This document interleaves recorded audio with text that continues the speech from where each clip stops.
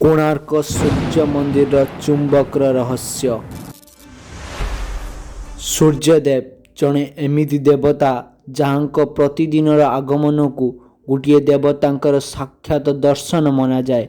ପୃଥିବୀରେ ନୂତନ ଉର୍ଜାର ସଞ୍ଚାର ମନାଯାଏ, ନୂଆ ସକାଳର ଆରମ୍ଭ ମନାଯାଏ।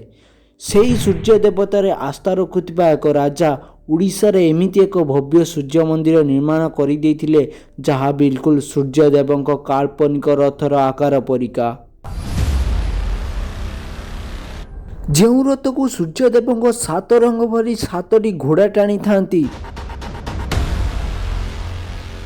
ଯେଉଁଠାରେ ସମୟ ଚକ୍ରର 24 ଘଣ୍ଟା ପରି 24ଟି ଚକ ଲଗାଯାଇଛି, ଯେଉଁ ଚକ ସୂର୍ଯ୍ୟ କିରଣ ସାହାଯ୍ୟରେ ଘଣ୍ଟା ଘଣ୍ଟାର ସମୟ ଦର୍ଶାଇଥାଏ, ଯେଉଁଠାରେ ଦିନେ 52 ଟନ୍ ଭାରୀ ଚୁମ୍ବକୀୟ ପଥର ସାହାଯ୍ୟରେ ସୂର୍ଯ୍ୟଦେବଙ୍କ ଭବ୍ୟ ମୂର୍ତ୍ତି ଶୂନ୍ୟରେ ଭାସ୍ୟମାନ ହୋଇପାରିଥିଲା। ସେହି ଭବ୍ୟ ମନ୍ଦିରକୁ କେମିତି ନିର୍ମାଣ କରାଯାଇଥିଲା, କାହିଁକି ଆଜି ପର୍ଯ୍ୟନ୍ତ ସେଠାରେ ପୂଜା ହେଉନି ଏବଂ କିଏ ସେହି 52 ଟନ୍ ଭାରୀ ଚୁମ୍ବକୀୟ ପଥରକୁ ସେଠାରୁ କାଢ଼ି ନେଇଗଲେ? ବାବା ଆଖଣ୍ଡଳମଣିଙ୍କର ରହସ୍ୟ ବିଷୟରେ ବର୍ଣ୍ଣନା କରିଥିଲି। ଆପଣମାନେ ଯଦି ଭିଡ଼ିଓକୁ ଦେଖିନାହାନ୍ତି ତେବେ ଡେସ୍କ୍ରିପ୍ସନରେ ଲିଙ୍କ୍ ଅଛି, ଜଲ୍ଦି ଯାଇ ଦେଖିଦିଅନ୍ତୁ।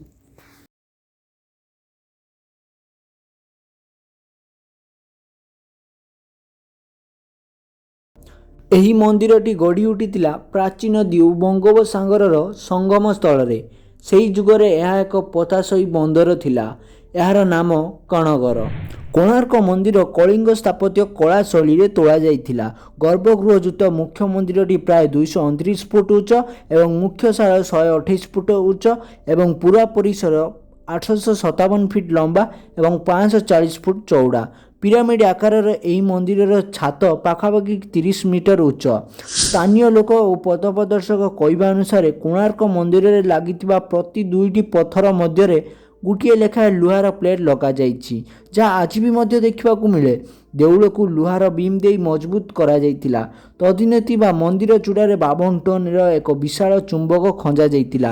ସେହି ଚୁମ୍ବକ କାରଣରୁ ଦେଉଳଟି ସମୁଦ୍ର କୂଳର ପ୍ରତିକୂଳରେ ପ୍ରଭାବିତ ନ ହୋଇ ମଜବୁତ ହୋଇ ଠିଆ ହୋଇପାରିଥିଲା। ସୂର୍ଯ୍ୟଦେବଙ୍କ ଭବ୍ୟ ପ୍ରତିମା ଯାହା ଅଷ୍ଟଧାତୁରେ ନିର୍ମିତ ହୋଇଥିଲା, ତାହା କୌଣସି ସିଂହାସନରେ ବସିନଥିଲା। ଖଞ୍ଜା ଯାଇଥିବା ଅନେକ ଚୁମ୍ବକର ଶକ୍ତି ବଳରେ ଏହା ଶୂନ୍ୟରେ ଭାସ୍ୟମାନ ହୋଇପାରିଥିଲା। ଏହି ମନ୍ଦିରକୁ ଏମିତି ଭାବରେ ନିର୍ମାଣ କରାଯାଇଥିଲା ଯେପରି ସୂର୍ଯ୍ୟଦେବଙ୍କ ପ୍ରଥମ କିରଣ ନାଟ ମନ୍ଦିର ଦେଇ ଗର୍ଭଗୃହସ୍ଥ ମୁଖ୍ୟ ପ୍ରତିଭାଙ୍କ ନାଭିରେ ସଂଯୁକ୍ତ ଗୋଟିଏ ହୀରାରେ ପ୍ରତିଫଳିତ ହେଉଥିଲା। ଏହା ସକାଳୁ ସକାଳୁ ଅଳ୍ପ କେଇ ମିନିଟ୍ ଦେଖିବାକୁ ମିଳୁଥିଲା। କିଛି ଇତିହାସକାରଙ୍କ ଅନୁସାରେ ବେଙ୍ଗଲର ସୁଲତାନ ସୁଲେମାନ ଖାନ କରାନୀ 250 ବର୍ଷ ପରେ ମାନେ 1508ରେ ଓଡ଼ିଶା ଉପରେ ଆକ୍ରମଣ କରିଥିଲେ ଏବଂ ସେ ଓଡ଼ିଶାର ଅନେକ ମନ୍ଦିର ସହିତ କୋଣାର୍କର ସୂର୍ଯ୍ୟ ମନ୍ଦିରକୁ ମଧ୍ୟ କ୍ଷତି ପହଞ୍ଚାଇଥିଲେ। ସୁଲେମାନ ଖାନ କରାନୀ ସେନା ଅଧ୍ୟକ୍ଷ ରୁଦ୍ରନାରାୟଣ, ଯେ କି କଳାପାହାଡ଼ ନାମରେ କୁଖ୍ୟାତ ଥିଲେ, ସେ ଏକମାତ୍ର ଏମିତି ଆକ୍ରମଣକାରୀ ଥିଲେ ଯେ କି କୋଣାର୍କ ମନ୍ଦିରରେ ଲାଗିଥିବା ସେହି 52 ଟନ୍ ମେଟ୍ରିକ୍ ଚୁମ୍ବକୀୟ ପଥରକୁ ଏକା ଭାଙ୍ଗିଥିଲେ। ସେହି 52 ମେଟ୍ରିକ୍ ଟନ୍ ଚୁମ୍ବକ ଖଣ୍ଡିତ ହେବା କାରଣରୁ ମୁଖ୍ୟ ମନ୍ଦିରର କାନ୍ଥ ମଧ୍ୟ ଭୁଷୁଡ଼ି ପଡ଼ିଲା। କାହିଁକି ନା ସେ ଚୁମ୍ବକୀୟ ପଥର ଏକ କେନ୍ଦ୍ରଶିଳାର କାର୍ଯ୍ୟ ବହନ କରୁଥିଲା, ଯେଉଁଥିପାଇଁ ମୁଖ୍ୟ ମନ୍ଦିରର ସମସ୍ତ ପଥର ସନ୍ତୁଳନରେ ଥିଲା। ପରନ୍ତୁ କିଛି ବର୍ଷ ପରେ ସେ ଭଙ୍ଗା ଚୁମ୍ବକକୁ ପୁଣି ଥରେ ମନ୍ଦିର ଚୂଳିରେ ଖଞ୍ଜା ଯାଇଥିଲା, କିନ୍ତୁ ସେହି ଚୁମ୍ବକ ଅଧା ଭାଙ୍ଗି ଯାଇଥିବା ହେତୁ କୋଣାର୍କ ଦେଇ ଯାଉଥିବା ସମସ୍ତ ଜାହାଜ ରହସ୍ୟମୟ ଭାବରେ ବୁଡ଼ିବାକୁ ଲାଗିଲା।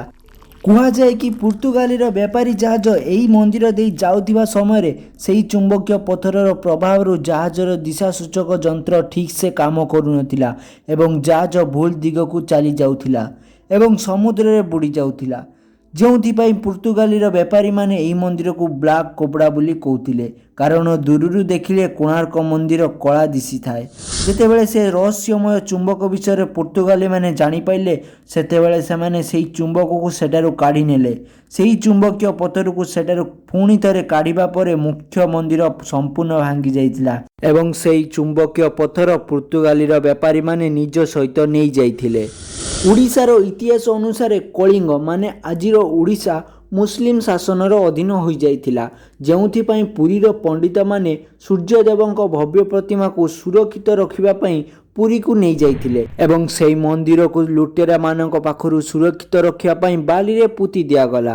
କିନ୍ତୁ ଯେଉଁ ମନ୍ଦିରକୁ ଭାଙ୍ଗିବାର ଇତିହାସ ପର୍ତ୍ତୁଗାଲୀଙ୍କ ସହ ଯୋଡ଼ିଥିଲା, ସେହି ମନ୍ଦିରକୁ ପୁଣି ଥରେ ଜୀବିତ କରିବାର ଇତିହାସ ଇଂରେଜମାନଙ୍କ ସହିତ ଯୋଡ଼ି ଉଠିଲା।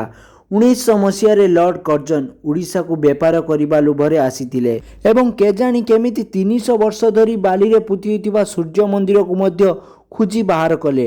ବ୍ରିଟିଶ ଆର୍କୋଲୋଜିଷ୍ଟମାନେ ଏହି ମନ୍ଦିରକୁ ବାଲିର ବାହାର କଲେ, ତାକୁ ମରାମତି କରାଗଲା ଏବଂ ଏହା ଦେଖି ସମସ୍ତେ ଆଶ୍ଚର୍ଯ୍ୟ ହୋଇଗଲେ ଯେ ବାଲିରେ ପୋତି ହୋଇଥିବା ମନ୍ଦିରର ଉଚ୍ଚତା 229 ଫୁଟ। ଇଂରେଜମାନେ ସେ ମନ୍ଦିରକୁ ବାଲିରୁ ବାହାର କଲେ କ'ଣ? ଶହ ଶହ ବର୍ଷର ଇତିହାସ ମଧ୍ୟ ଜୀବିତ ହେବାକୁ ବସିଲା। ସେହି ଇତିହାସ ଯେଉଁଥିରେ ଭଗବାନ ସୂର୍ଯ୍ୟଦେବଙ୍କ ଗର୍ଭଗୃହ ଦିଶିଥାଏ। ସେହି ଇତିହାସ ଯାହାକୁ ଦେଖିଲେ ଏମିତି ଲାଗେ ଯେ ପଥରମାନଙ୍କ ଭାଷା ମଣିଷମାନଙ୍କ ଭାଷାଠାରୁ ଆଗକୁ ବଢ଼ିଯାଇଛି। ଆଜି ପର୍ଯ୍ୟନ୍ତ କେହି ବି ଏହା ଜାଣିପାରିନାହାନ୍ତି ଯେ ପଥରର 5ଟି ଲେୟାରରେ ତିଆରି ହୋଇଥିବା ଏହି ମନ୍ଦିରରେ ଚୂଡ଼ କାହିଁକି ଦିଶିନଥାଏ। ଏହି ମନ୍ଦିରଟି ତିଆରି ହେବା ଇତିହାସରେ ଗୋଟିଏ ବଡ଼ ଘଟଣା ଥିଲା। ଆଉ ଏହି ମନ୍ଦିର ନିର୍ମାଣରୁ ନେଇ ଆଜି ପର୍ଯ୍ୟନ୍ତ ଏମିତି ଘଟଣାବଳୀକୁ ଦେଖି ଆସିଛି ଯାହା ଇତିହାସର ପୃଷ୍ଠାକୁ ବଦଳାଇ ଦେଇଛି। କ'ଣ ଆପଣ ଜାଣନ୍ତି ପୁରୀର ଶ୍ରୀମନ୍ଦିରରେ ଲାଗିଥିବା ବିଶାଳ ଅରୁଣ ସ୍ତମ୍ଭ ପ୍ରଥମେ କୋଣାର୍କ ସୂର୍ଯ୍ୟ ମନ୍ଦିରରେ ଅବସ୍ଥିତ ଥିଲା, ଯାହାକୁ ସେଠାରୁ ନେଇ ପୁରୀର ଶ୍ରୀଜଗନ୍ନାଥ ମନ୍ଦିରରେ ସ୍ଥାପିତ କରାଯାଇଛି ଏବଂ ଏହା ପଛରେ ମଧ୍ୟ ଗୋଟିଏ କାହାଣୀ ଲୁଚି ରହିଛି। ସୋ ଆପଣଙ୍କୁ ଏହି ଭିଡ଼ିଓ କେମିତି ଲାଗିଲା କମେଣ୍ଟରେ ନିଶ୍ଚୟ ଜଣାଇବେ ଏବଂ ଏହି ଭିଡ଼ିଓକୁ ଗୋଟେ ଲାଇକ୍ କରନ୍ତୁ ଏବଂ ନିଜ ପ୍ରିୟଜନ ସହିତ ଏହି ଭିଡ଼ିଓକୁ ସେୟାର କରନ୍ତୁ ଏବଂ ଏହି ଚ୍ୟାନେଲକୁ ସବସ୍କ୍ରାଇବ୍ କରି ପାଖରେ ଆସୁଥିବା ଅଲ୍ ନୋଟିଫିକେସନକୁ ଅନ୍ କରିଦିଅନ୍ତୁ। ଦେଖା ହେବ ଆଉ ଗୋଟେ ବଢ଼ିଆ ଇଣ୍ଟରେଷ୍ଟିଂ ଭିଡ଼ିଓରେ। ସେତେ ପର୍ଯ୍ୟନ୍ତ till then, have a great day, bye.